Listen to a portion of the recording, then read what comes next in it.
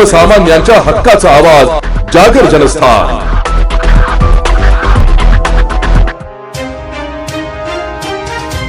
सुरगाणा तालुक्यातील आदिवासी बहुल बर्डीपाडा रगत विहीर मार्गावर धावणाऱ्या एसटी बस वारंवार रस्त्यातच बंद पडत असल्याने प्रवाशांचा संताप शिगेला पोहोचलाय। प्रवास सुरू झाल्यानंतर बस कधी बंद पडेल याचा नेम नसल्याने विद्यार्थी, महिला, ज्येष्ठ नागरिक, रुग्ण आणि नोकरदार वर्गाला अक्षरशः जीव मुठीत धरून प्रवास करावा लागतोय।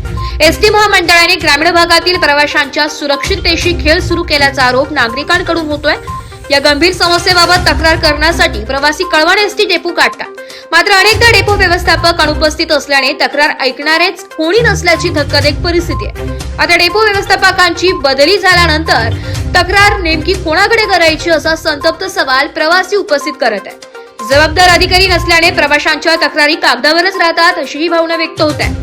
दरम्यान ग्रामीण भागातील वाहतुकीसाठी मोठा गाजावाजा दाखल करण्यात आलेल्या आईसाहेब राज्य जिजाऊ या 5 नवीन बस ग्रामीण मार्गांवर न चालवता सप्तशृंगी गड व नाशिक फेऱ्यांवर धावत असल्याचं चित्र आहे। त्यामुळे आदिवासी भागासाठी मंजूर झालेल्या बस शहर आणि यात्रा मार्गावर का वळवण्यात आल्या?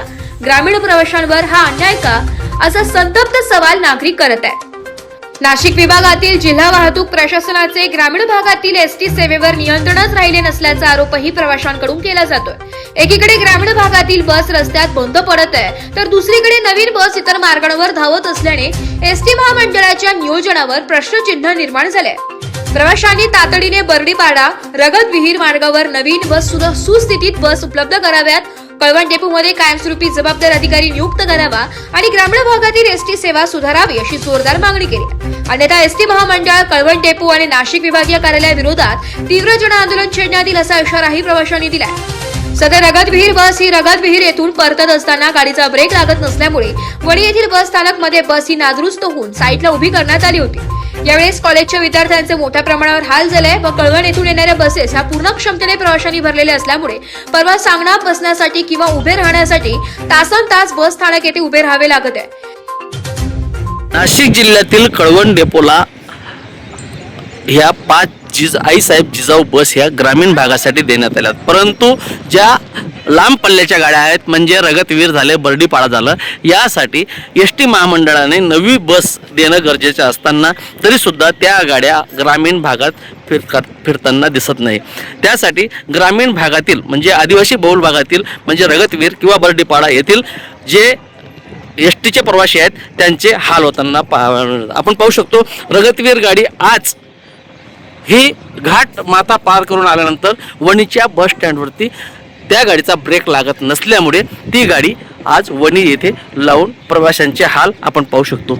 आता लहान लहान शाळकरी मुलं सुद्धा आणि जे आहेत ज्येष्ठ नागरिक, महिला पण आहेत, त्यांचे सुद्धा या ठिकाणी बस नसल्यामुळे हाल पाहावयास मिळत आहेत।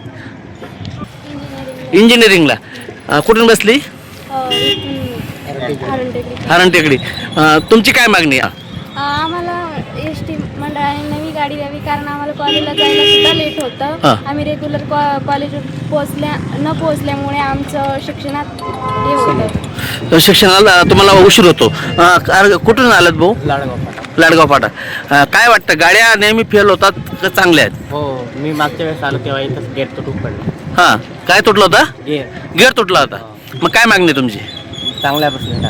हां, चांगल्या बसेस म्हणजे 5 बसेस ज्या होत्या आता आईसाहेब जिजाऊ नावाने या ग्रामीण भागासाठी एसटी महामंडळाला दिल्या, पण त्या भागात दिसते का बस? मग तशा गाड्या द्याव्यात। कुठून बसलात काय सांगा? उंबरठा। हां, उंबरठांचा आम्ही नेहमीचा प्रवासी आहे बसेसचा। हां, या रगतवीर आणि बर्डीपाडा नेहमी फेल असतात, कधी वेळेवर येत नाही, कधी रद्द केले जातात आणि या गुजरात बाउंड्रीला जोडणाऱ्या गाड्या असल्यामुळे या रद्द होणंही फार चुकीचं आहे आणि उत्पन्न भरपूर आहे गाड्यांचं। तर डेपो मॅनेजरने याच्यामध्ये चांगलं लक्ष घालून आणि गाड्या व्यवस्थित दिल्या पाहिजे, ही आमची प्रमुख मागणी आहे। जर याच्या पुढे तसं झालं नाही तर आम्हाला आंदोलनाचा पवित्रा उचलावा लागेल।